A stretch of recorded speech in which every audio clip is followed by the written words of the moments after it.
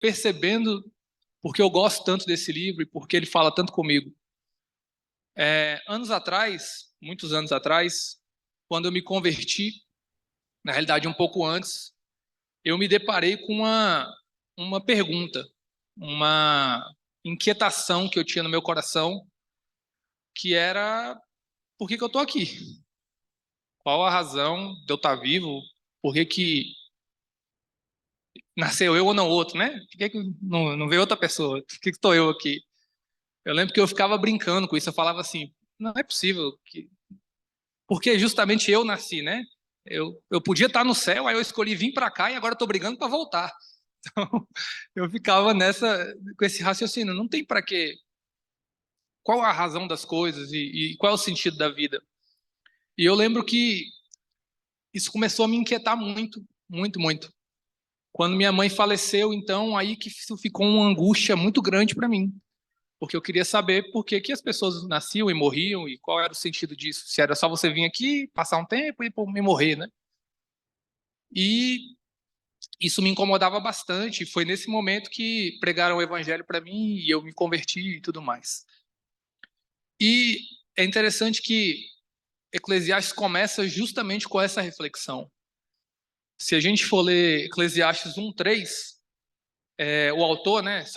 A gente costuma dizer que o autor de Eclesiastes foi Salomão, mas não tem ao certo a autoria, né?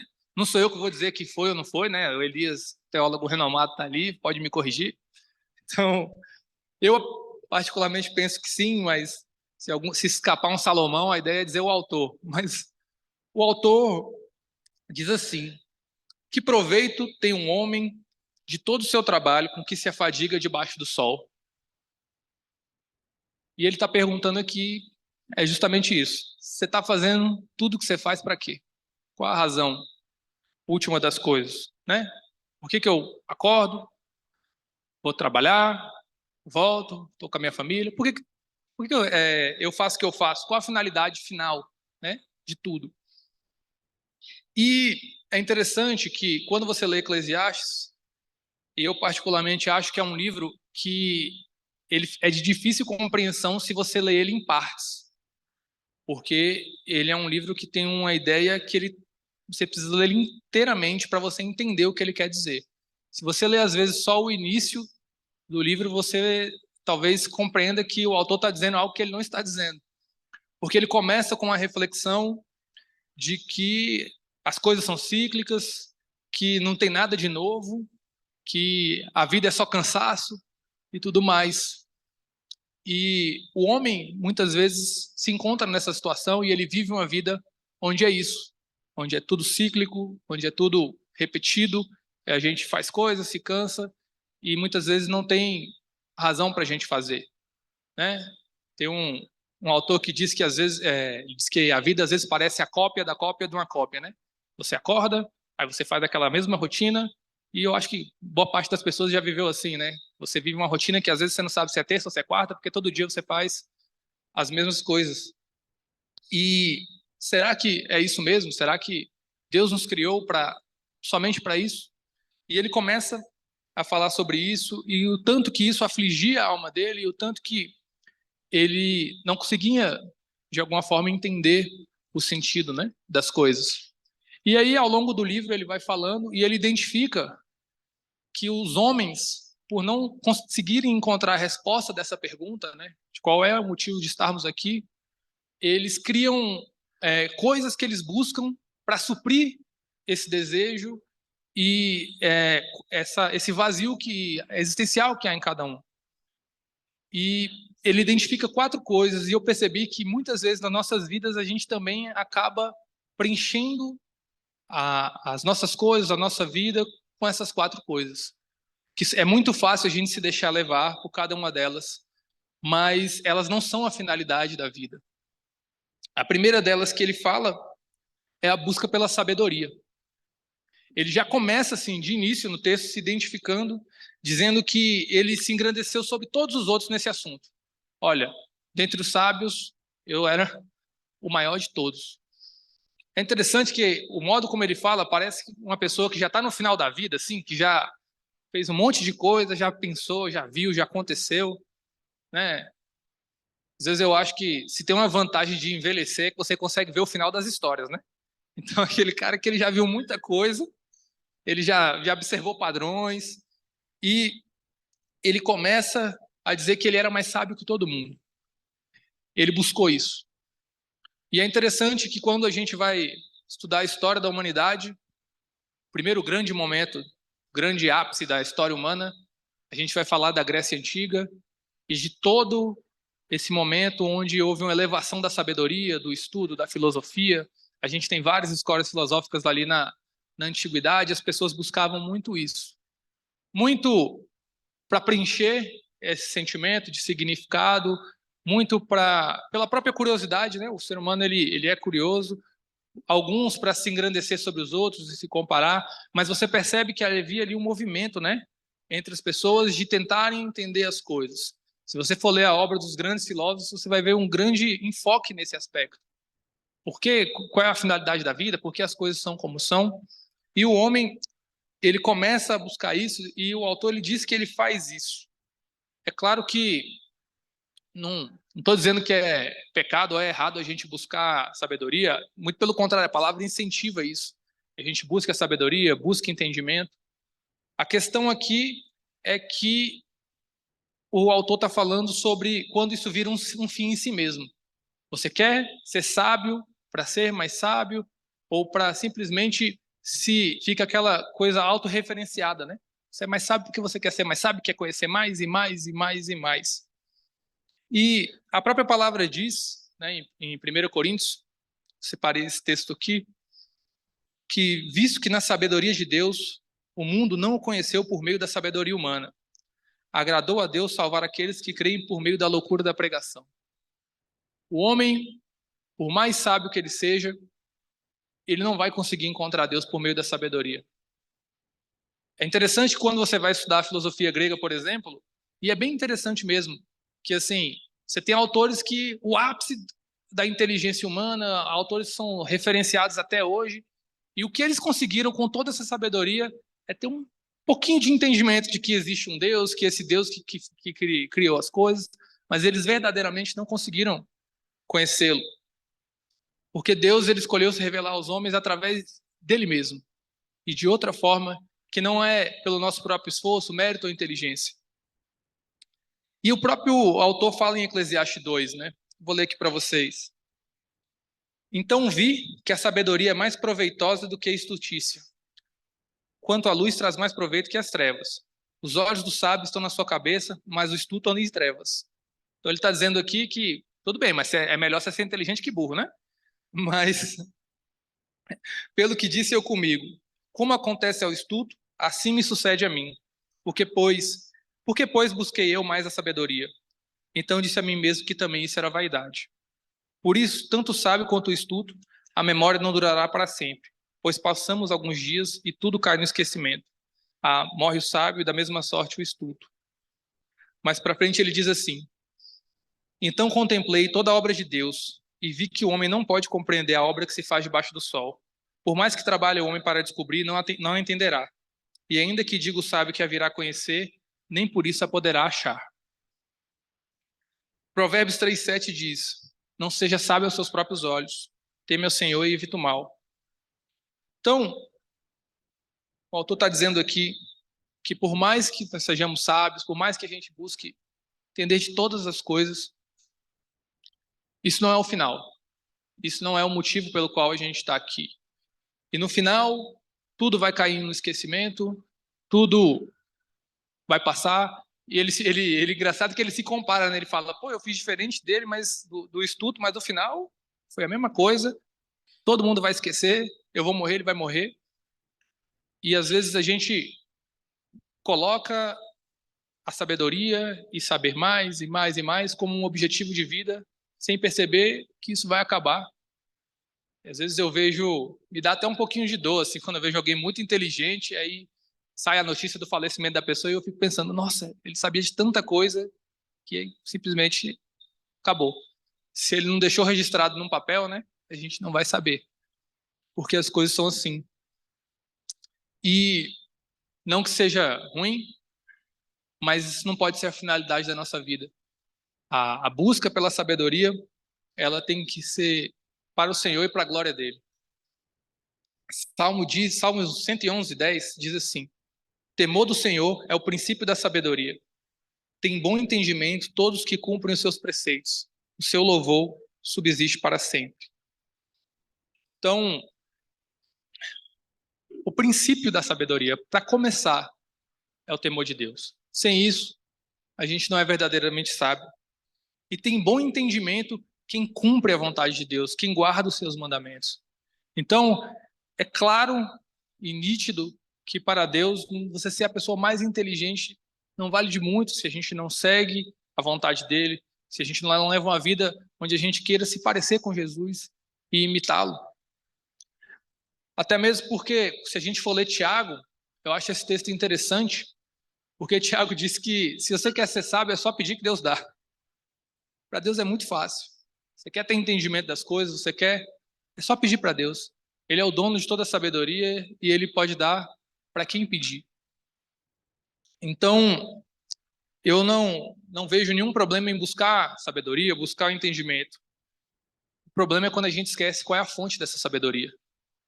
Quem é a fonte de todo o entendimento, conhecimento, sabedoria, que Deus foi quem criou todas as coisas e ele é a fonte disso e é para ele todas as coisas. E eu vivo para o louvor da glória dele.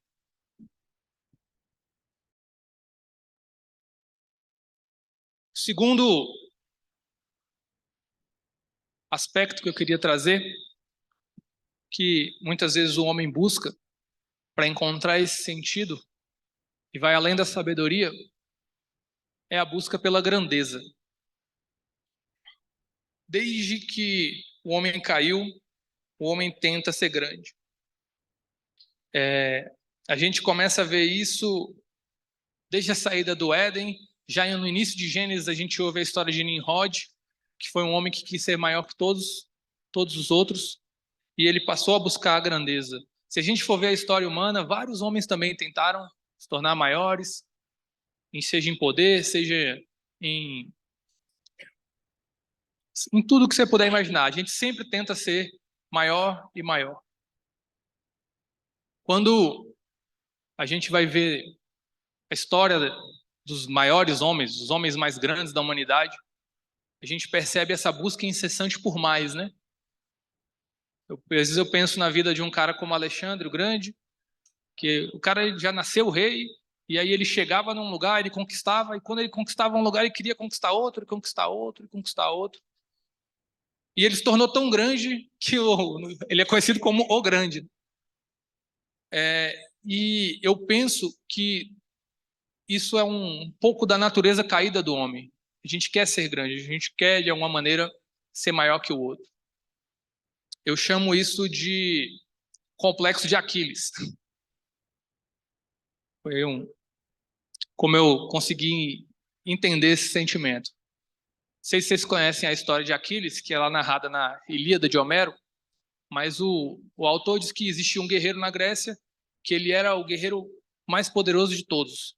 Ele era invulnerável, tem toda uma história, e está havendo uma guerra, e ninguém conseguia vencer esse cara chamado Aquiles.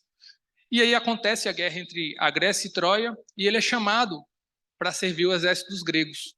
E aí conta que ele vai até o oráculo para saber se ele deveria ou não ir até a guerra, como era o costume dos gregos. E o oráculo diz para ele que ele tinha duas opções. Se ele não fosse à guerra, ele viveria uma vida feliz, ele teria filhos que seriam felizes, e ele teria uma casa, uma esposa, aquela vida normal, vamos dizer assim. E os filhos dele amariam ele, e os netos dele amariam ele, os filhos iriam lembrar dele, os netos iriam lembrar dele, até que ia chegar um dia onde iam esquecer o nome dele. Mas se ele fosse para a guerra, ele iria morrer. E ele não voltaria de lá, mas ele iria ser lembrado para sempre. E aí Aquiles faz a opção de ir para a guerra. Porque mais do que ter uma vida onde ele tivesse uma família, filhos e aquela coisa tudo certinha, ele queria ser lembrado. E ele é lembrado até hoje, né? Eu estou falando dele, embora ele não tenha existido. Mas isso mostra um pouco do sentimento que o homem tem de buscar a grandeza, de querer preencher essa necessidade de Deus com outras coisas e com a grandeza. Quando a gente vai pegar a vida de Alexandre ou de outros grandes homens que fizeram grandes coisas, eu poderia citar aqui, sei lá, o Júlio César ou Napoleão, foram homens que fizeram coisas praticamente impossíveis, versados em uma série de coisas, e realmente fizeram coisas que são memoráveis para os homens. E eu tive a curiosidade de ver como é que foi a vida dessas pessoas, além dos grandes feitos, né? E Alexandre morreu com 32 anos, de uma doença que ninguém sabe o que foi. Pouco tempo depois assassinaram os filhos dele e dividiram o reino em 4 partes. Todo aquele grande reino que ele conquistou foi se perdendo com o tempo. Júlio César foi assassinado com 55 anos, todo mundo conhece a história, no Senado Romano. Pouco tempo depois, todos os filhos deles foram assassinados. E, por fim, Napoleão, depois que faleceu também, jovem, perdeu o filho. Todos esses homens fizeram grandes coisas, mas perderam sua casa. O preço de tudo isso foi muito alto. O preço de encontrar a grandeza, de tentar ser maior que todos os outros homens, foi muito grande. E muitas vezes a gente faz isso. A gente troca a nossa família, as coisas de Deus, as coisas que a gente sabe que a gente tem que fazer, por um ideal de grandeza, por um ideal de ser lembrado. É claro que não estou dizendo aqui que a gente não tenha que buscar melhorar de vida, buscar ter melhores condições no trabalho e chegar onde a gente pode chegar. Não é isso. Eu acho que o ponto aqui é o nosso coração, é onde ele está. Porque existiram também grandes homens que chegaram em altas posições e andaram com Deus. José é um exemplo deles, Daniel é outro exemplo deles. Eram homens que chegaram. José chegou no posto mais alto que se podia chegar, né? Porque ali, se você não nasce faraó, não tem mais para onde subir. Mas mesmo assim, ele foi um homem que andou com Deus. E a grandeza não era algo que tomava o coração dele. Estava até conversando, acho que foi ontem com a Laís sobre isso, que um homem da posição de José, né, encontrou pessoas que tentaram matá-lo, que o colocaram na escravidão, e eu acho que para o fim daquelas pessoas bastaria uma palavra, né? E mesmo assim José os perdoou e os recebeu e andou com eles. E é um ato de perdão tão grande que eu tenho a impressão que não foi fácil para ele, né? Porque o texto diz que ele chorou, né? Ele viu toda aquela situação e ele chorou, ele ainda... Aquilo era uma história muito triste para ele. Mesmo assim, ele perdoou e recebeu a família dele de volta.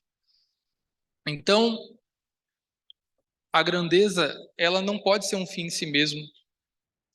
A gente não pode buscar ter como um alvo de vida ou o sentido da nossa existência ser maior e ser alguém que vai ser importante ou lembrado. Até mesmo porque questionaram isso para Jesus, né? É interessante que lá em Marcos 10, os discípulos perguntam, né? Olha só, da gente aqui, quem que é o maior?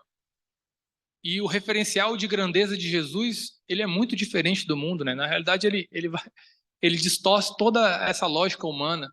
Ele falou: vocês querem saber quem é o maior? O maior é o que serve mais. Então, a verdadeira grandeza que o homem pode encontrar é servir. É servir a Deus, é servir ao seu próximo, é entender que tudo é para a glória dele. E eu penso que muito do que esses homens ali que a gente vê na palavra, que ocuparam grandes posições, tinham no coração deles, era isso, o serviço. Quando o próprio José fala do final dessa história, que é um versículo muito profundo, né? Porque deve ter sido muito difícil para ele, assim, né? Traído pelos próprios irmãos, vendido como escravo, injustiçado. E aí ele fala assim: não, mas isso tudo aconteceu porque Deus queria que a gente se salvasse. Ele entendeu que a grandeza e toda aquela posição alta que ele tinha era para servir a família dele, para servir todo aquele povo. Então a grandeza ela está no serviço. Ela está em eu poder servir a Deus e as pessoas. E se eu ou você, qualquer um aqui ocupar um grande cargo, a gente tem que lembrar que isso é para servir os outros. O serviço é o sentido disso. Então, recapitulando, primeiro, a busca pela sabedoria. O segundo, a busca pela grandeza. O terceiro aspecto que ele aponta é a busca pela alegria. O homem, entendendo que nada faz sentido, que não há propósito para as coisas, ele passou a viver naquele modo, né? Comamos e bebamos que amanhã morreremos. E a vida do homem passa a ser voltada para o seu próprio prazer, para a sua própria alegria. Eu acho que esse é um aspecto que a gente vê claramente na sociedade atual, né? Pessoas viciadas em dopamina. A gente quer o prazer e a alegria a todo tempo e a todo custo. E isso faz com que as pessoas comecem a ter uma vida focada na sua própria satisfação, o homem pelo homem, no seu ego, e a gente não percebe que isso faz com que, no final das contas, a gente perca o domínio sobre nós mesmos, a gente perca o domínio sobre a nossa própria vontade e sobre todos que estão ao nosso redor. Quando a gente vai ver o modo como o homem que é dado às suas paixões, suas alegrias vive, a gente percebe que ele é escravo. Ele acaba sendo escravizado por aquilo. Por fim, ele perde a sua própria liberdade, porque aquilo vai se tornando um vício. Provérbios fala, né, que é melhor o longânimo do que o herói de guerra, que domina o seu espírito do que o que toma uma cidade.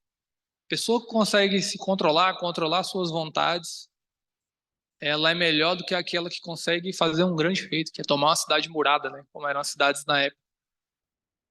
Porque o homem ele tem a tendência de sempre buscar a sua própria alegria, o seu prazer imediato, o seu egoísmo, e as coisas às vezes vão chegando a tal ponto que a vida de muitas pessoas começa a ser isso. E às vezes o foco da nossa vida também pode ser isso. Então muitas vezes eu sei que eu preciso fazer coisas, eu sei que eu deveria fazer outras coisas, eu sei que eu preciso servir a Deus assim, assim, assim, mas eu simplesmente não faço porque não vai ser legal para mim, não vai ser bom, porque o que eu queria fazer é melhor, porque é mais cômodo. E quando a gente vê a vida dos homens que andaram com Deus, a vida deles não foi nada cômoda. E eles estavam buscando sempre fazer a vontade do Pai, apesar de que isso não fosse a decisão às vezes mais alegre, né? E eles chegaram num ponto que eu acho impressionante, que é a alegria deles passou a ser servir a Deus, passou a ser sofrer pelo nome dele, passou a ser tudo aquilo que às vezes o mundo consideraria ruim. Eles viram aquilo como fonte de alegria e de regozijo por causa do Senhor. E eu tenho pensado muito nisso na minha própria vida, né? Como eu posso agradar mais ao meu Senhor e agradar menos a mim? O que mais eu posso tirar? Qual é o exercício que eu preciso fazer para fazer a vontade de Deus e não a minha? Porque a tendência humana é sempre querer fazer a sua própria vontade. E é algo que a gente precisa ser vigilante, né? É algo que a gente precisa fazer no dia a dia, no cotidiano. Porque, como eu falei, a sociedade tem funcionado assim, né? É muito fácil a gente começar a viver uma vida focada nisso. O último deles, que o autor coloca, é a busca pelas riquezas, ou o trabalho pelo trabalho. Eclesiastes 4:7 diz assim: Então considerei outra vaidade debaixo do sol. Isso é, um homem sem ninguém, não tem filho nem irmã, contudo não cessa de trabalhar, e seus olhos não se fartam de riquezas. E não diz: Para quem trabalho eu, se nego a minha alma os bens da vida? Também isso é vaidade e enfadonho trabalho. Então ele está falando aqui de uma pessoa que abre mão de tudo pelo trabalho e pelas riquezas. E o centro da vida dele passou a ser isso. E o autor fala assim: você não percebe que você está fazendo tudo isso e no fim das contas não é para ninguém? Você sequer aproveita o fruto do seu trabalho. Você trabalha, trabalha, trabalha, ganha dinheiro, ganha dinheiro, ganha dinheiro e não aproveita isso em nada. Você não teve filhos, não teve mulher, não teve nada. Você só trabalhou. E no final isso vai ficar. Eclesiastes 5:10 diz assim: quem ama o dinheiro jamais se farta. O versículo 12 diz: a fartura do rico não deixa dormir.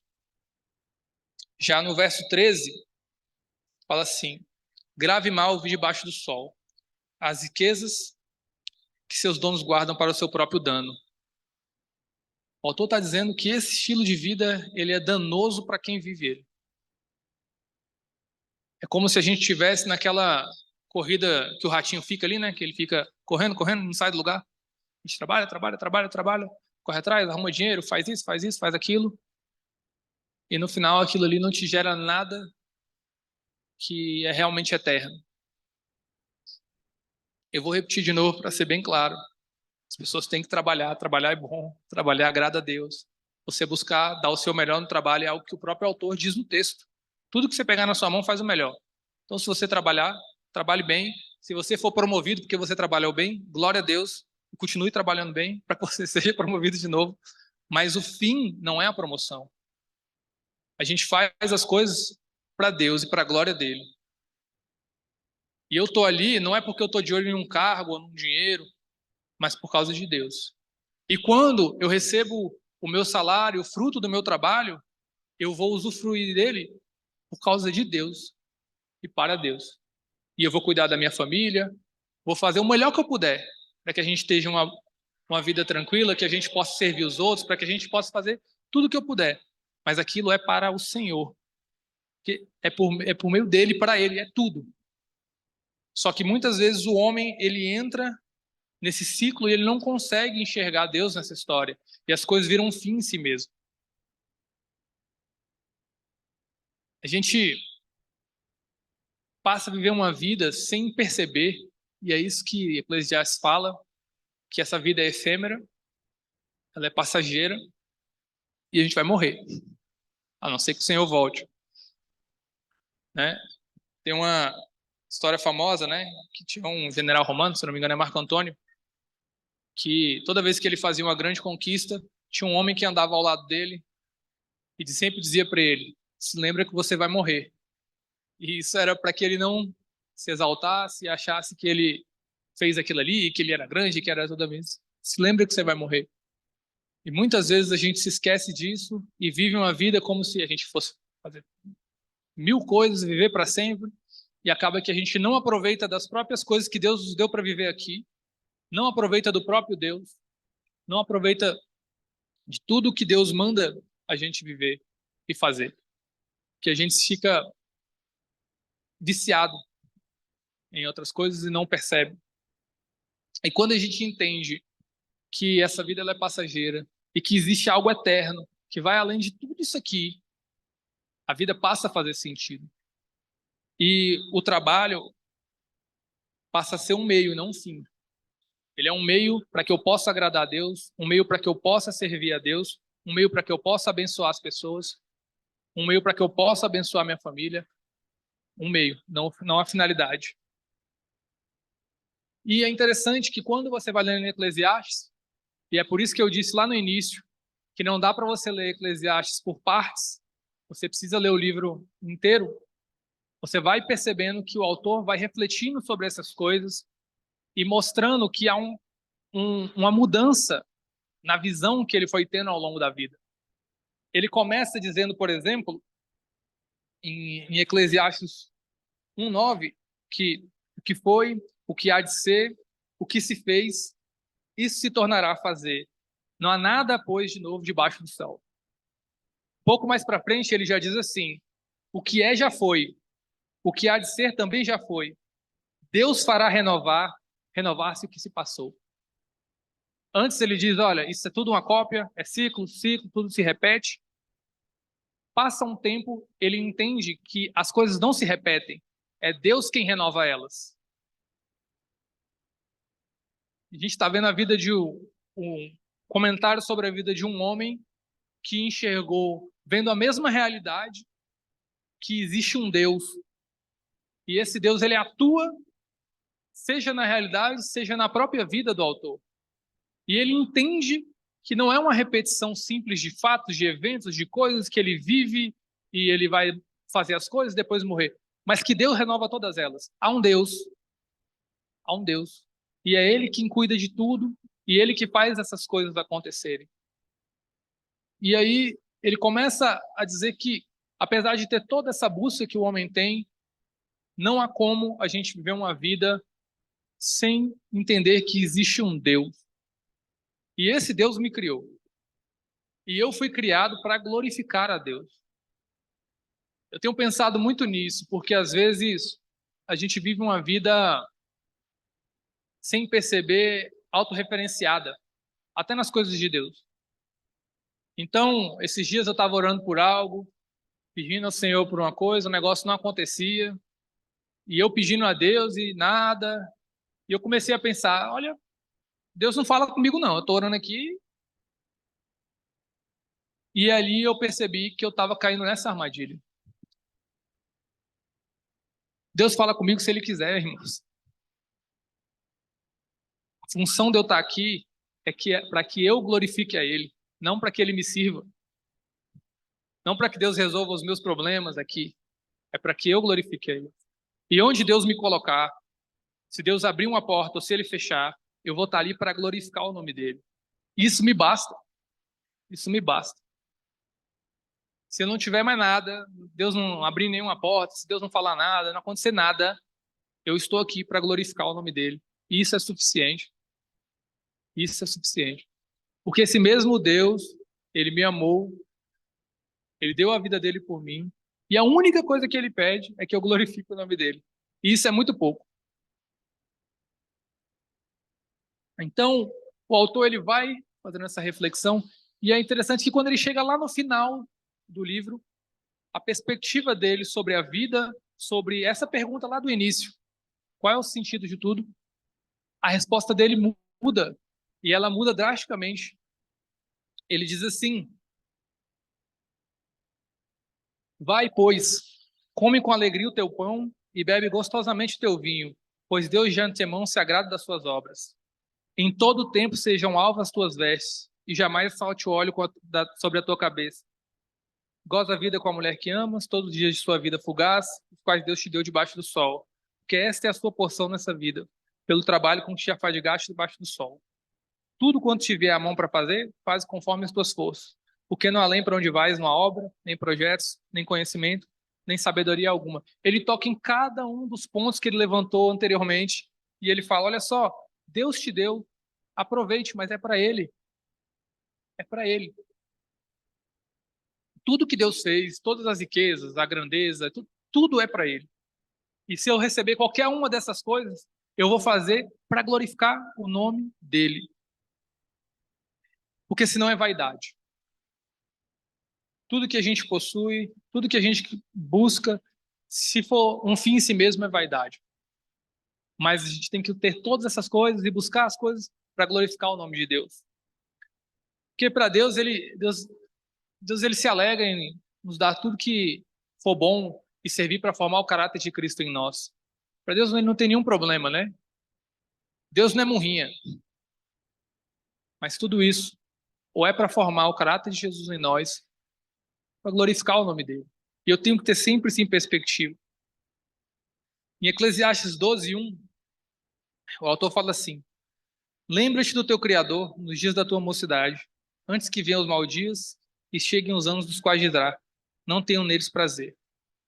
Já no versículo 13, ele diz assim: de tudo que se tem ouvido, a suma é: teme a Deus, guarde seus mandamentos, porque isso é o dever de todo homem. Porque Deus há de trazer juízos sobre todas as obras, até as que estão escondidas, quer sejam boas, quer sejam más. Ele está falando: olha, legal, a vida tem muitas coisas, mas se lembra do teu Criador. Teme a Deus e guarde seus mandamentos. Já nesse versículo que eu li anteriormente, ele diz assim: Em todo o tempo sejam alvas as suas vestes, e jamais falte óleo sobre a tua cabeça. Porque todas as coisas que a gente tem que fazer para glorificar a Deus, viver uma vida santa enquanto a gente faz essas coisas, e buscar andar com Deus. É isso que ele está dizendo quando ele fala que não falte óleo sobre a nossa cabeça. Porque é muito fácil a gente se perder nas coisas dessa vida. Jesus também fala um pouco sobre isso, né? E seja o autor de Eclesiastes, seja Jesus, eles deixam muito claro que o problema não são as coisas, não são elas. O problema sou eu. E quando a minha referência passa a ser eu, aquela história que a gente ouve lá no início, né? O homem no centro, ali está o problema. Agora, quando eu coloco Deus no centro de todas as coisas e eu faço todas as coisas para glorificar o nome dele, aí a vida tem sentido. Porque a vida tem relação com o próprio Deus. Ele vai nos dar ele mesmo, onde a gente vai ter ele nessa vida e na vida eterna. Porque o fim de todas as coisas é o Senhor. É o que nos criou e nós vamos retornar para ele, para glorificá-lo. E a gente já começa a viver essa vida de glorificar e fazer as coisas para Deus aqui. E isso tem que ser o cerne das nossas vidas. E ainda que qualquer um desses quatro aspectos que eu busque na minha vida, seja a sabedoria, seja a grandeza, seja a felicidade, seja, esqueci o quarto, a alegria, qualquer um deles, sem Deus não faz sentido. Sem Deus isso não faz sentido. Eu tenho que buscar qualquer um que eu queira, desses quatro, ou de qualquer outro objetivo que eu tenha, ele tem que ser para a glória de Deus, para Ele, por meio dele. E aí sim, é possível fazer qualquer coisa que eu tenha como objetivo, como meta, porque ali Deus está comigo. Quando eu não faço isso, a gente se coloca numa posição complicada. Eu lembro de Moisés, numa situação que Deus fala para ele ir para um lugar e ele fala assim: olha, Deus, se você for comigo, eu não for comigo, eu não vou. E muitas vezes a gente faz essa escolha, né? Não, Deus, então você fica aqui que eu vou lá, se der problema, eu te chamo. É mais ou menos assim. Mas não. Se não for para ir com Deus, eu não vou. Seja qualquer porta que se abra. Se não for para ir com Deus, eu não vou. E seja qualquer porta que se feche, eu estou com Deus. E tudo isso é para a glória dele. Amém?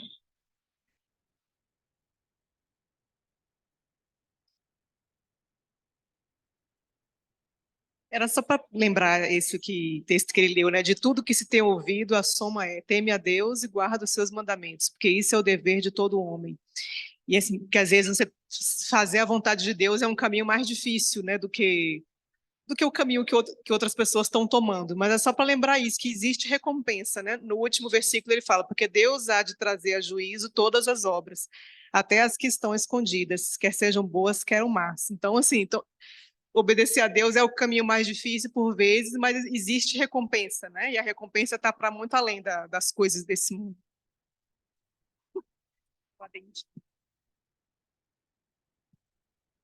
Bom dia, igreja, a graça do Senhor. Tá chovendo, acho que ninguém vai sair lá para fora. Acho que dá para continuar pelo menos 5 minutos. Meu, e 15 seu.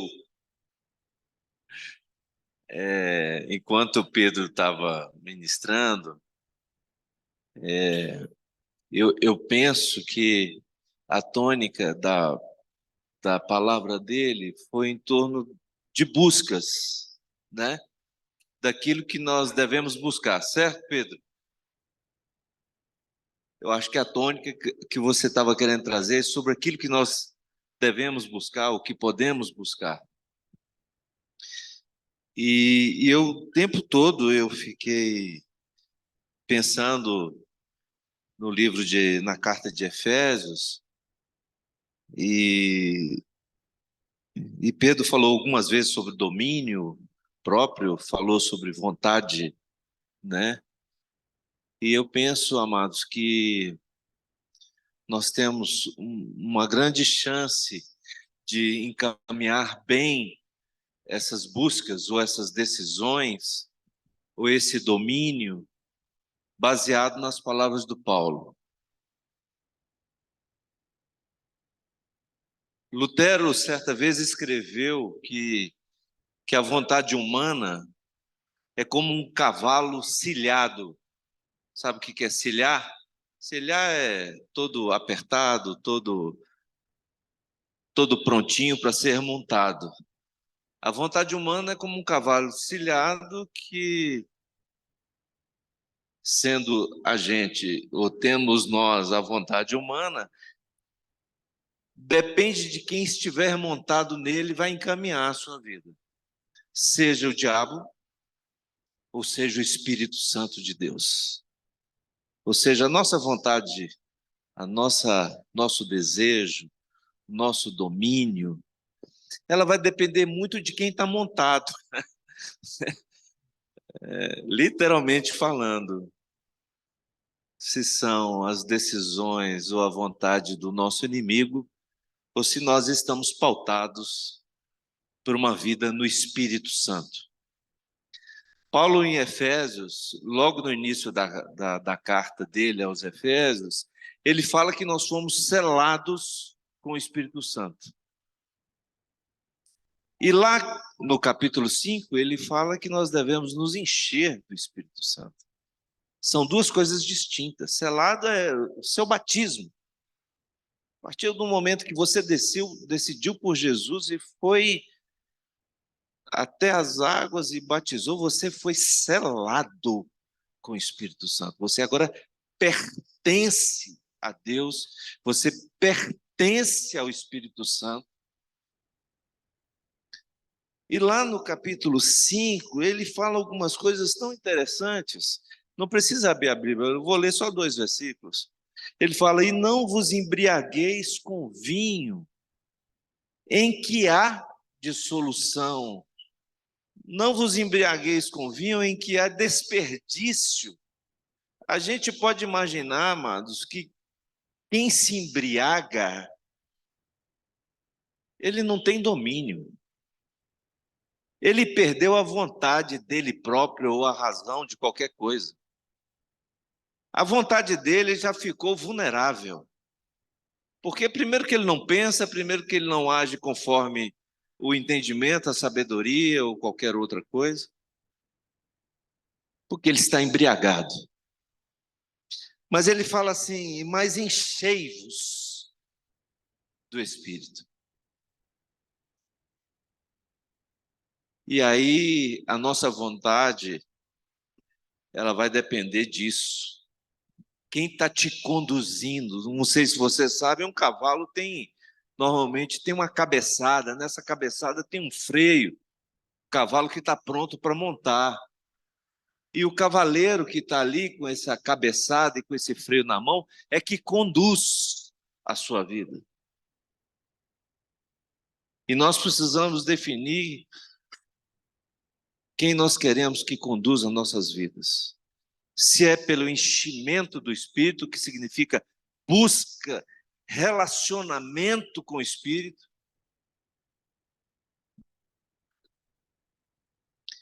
E existe uma coisa tão interessante, que aquele que se enche do Espírito, Paulo fala que ele fala entre vós, ou seja, entre nós aqui, entre nós, aquele que está cheio do Espírito, vai falar com salmos, ou seja, vai profetizar coisa dos céus. Ele não vai falar coisa comum, coisa torpe, conversas aleatórias, conversas que não edificam. Ele vai falar entre vós, nós vamos falar entre vós, nós vamos falar com cânticos espirituais, não músicas qualquer que as pessoas compõem aí no mundo, que às vezes até tem letras boas, mas não são letras espirituais, vindas do Espírito, de alguém que é conduzido pelo Espírito, que escreve algo para a glória do Senhor Jesus.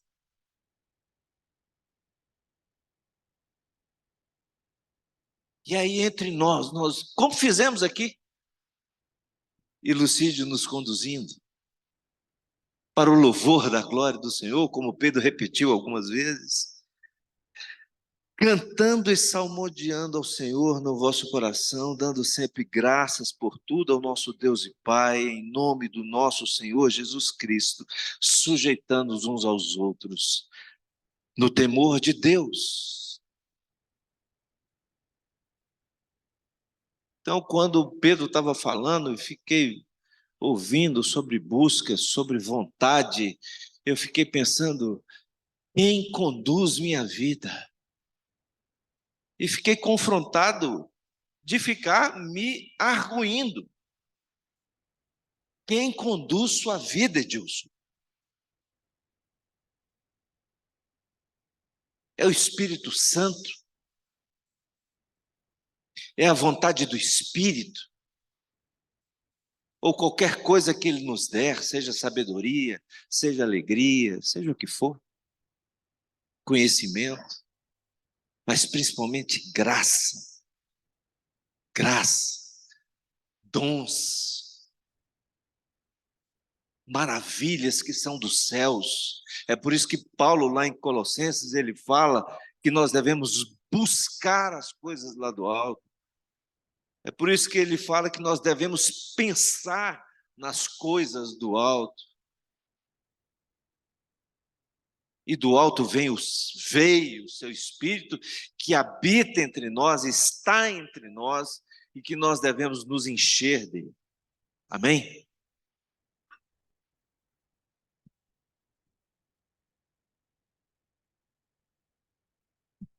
Amém. Queria primeiro agradecer ao Pedro, que atendeu uma convocação na última hora. Até ontem, acho que até umas 11 da noite, o Pedro não sabia que ia pregar. Porque a agenda era outra, eu acabei, enfim, me embaraçando.